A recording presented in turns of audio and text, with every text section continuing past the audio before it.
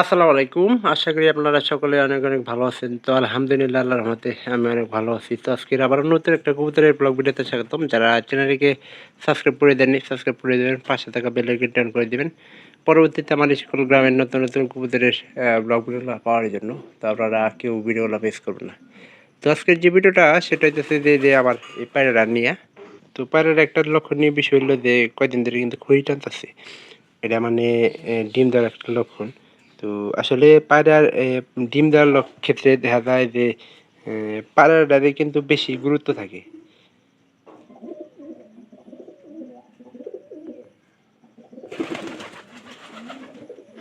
খড়ের মধ্যে খড়ি টানতাছে।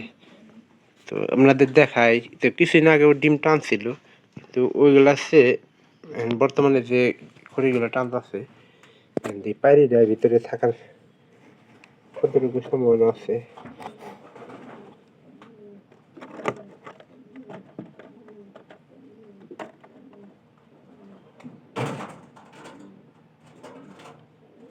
তো আজকের বিষয় রয়েছে যে ডিম দেওয়ার ক্ষেত্রে মানে পায়রা না পায়রির গুরুত্বটা বেশি থাকে।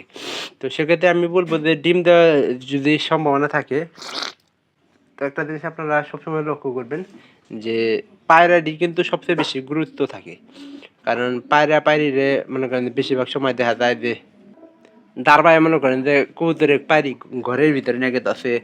তারপরে যেখানে দেখ পায়রিক মনে করেন যে ও যে কোনো যে কোনো মূল্যে ও পায়রিক মনে করেন যে ঘরের ভিতরে নিয়ে যাবো। তো আপনি যদি খাঁচার ভিতরে কবুতর রাখেন মনে করেন যে কবুতর বাদ করবো তো আপনার কবুতরের মাথার কিন্তু অংশ কিন্তু ছুলা ফেলাবো যে মানে ওইরকম একটা অভ্যাস থাকে যায়। তো এই জন্যই তো আপনারা যারা খাঁচায় কবুতর লালন পালন না করেন তো তাদের জন্য এই একটা টিপস যে যদি ডিম পাড়া কবুতর খাঁচার ভিতরে রাখেন অন্য পায়রা যাতে না থাকে। তো এই ব্যবস্থাটা করবেন। তো এটার আমি কয়েকদিন ধরে লক্ষ্য করতেছি যে এটার সময় বসছে আর কি। এটা খুব তাড়াতাড়ি ডিম করব। আর এটা নিয়ে একটা আসার সম্ভাবনা আছে। আর সবচেয়ে বেশি ভালো হয় যে যে বাড়িতে কবুতর থাকে ও বাড়িতে একটা আমড়া গাছ হলে সবচেয়ে বেশি ভালো হয়। কারণ আমরা যে খড়িগুলো আছে ওগুলা নিয়ে কবুতর সবচেয়ে বেশি শান্তিতে থাকতে পারে। তো আমড়ার খড়িগুলা অবশ্যই মানে ডালে থাকে মানে সাইডে থাকে আর কি। ওগুলা নিয়ে পরবর্তীতে আপনি যখন খড়গুলা পরিষ্কার করবেন তো সেক্ষেত্রে দেখা যায় খুব তাড়াতাড়ি ঘরগুলা কবুতরের ঘরগুলা পরিষ্কার করা সম্ভব হয়। তো এটার বাচ্চা তাড়াতাড়ি আমরা সরাই দেবো এই কবুতরটা দেখতেছেন। সরাই দিলে খুব তাড়াতাড়ি কিন্তু কবুতরটা জোড়া ডিম করবো।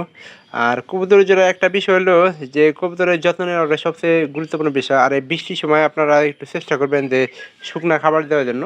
আর খাবারের জায়গাটা একটু পরিষ্কার পরিচ্ছন্ন রাখার চেষ্টা করবেন বৃষ্টির দিনে। এই যে এই পায়রাটা দেখতেছেন শিবন শিবন এই যে এটা খুলে দেন রাখছিল বৃষ্টিতে আটকাই দিছে একটু নিচা করে দিলে তাই এলো নি। আমরা ওর পারি কিন্তু ঘরের ভিতরে নাই। একটু আপনারা একটু লক্ষ্য করেন। এই যে এটারও কিন্তু জোড়া আমাদের দেওয়া দরকার কারণ এরা পায়রাটা পায়ের সাথে জোড়া ভাঙার সম্ভাবনাটা সবচেয়ে বেশি থাকবো। তো এই জন্য এই জোড়াটা করা দরকার যাতে করে মনে করেন যে কবুতরের একটা জোড়া ভাঙলে কিন্তু অনেকটা সময় লাগে। এই যে আমাদের এই যে এই কবুতরটা দেখেন এই যে পায়রাটা এই পায়রাটা কিন্তু জোড়া নাই। এটার সাথে কিন্তু জোড়া একবার লাগাই দেওয়ার চেষ্টা করছিলাম তো শিপনের কারণে আর জোড়া দেওয়া হয় নাই। তো এটা আজকে মনে করেন যে আটকায় রাখবো যাতে করে খুব তাড়াতাড়ি ডিম করে। তো ভিডিওটি ভালো লাগবে চ্যানেলটিকে সাবস্ক্রাইব করে দেওয়ার চেষ্টা করবেন। পাশে থাকা বেল আইকনটি অন করে দেবেন পরবর্তীতে আমার এই সকল গ্রামের নতুন নতুন কবুতরের ব্লগ ভিডিওগুলো পাওয়ার জন্য। তো ভালো থাকবেন সবাই, সবাইকে ধন্যবাদ।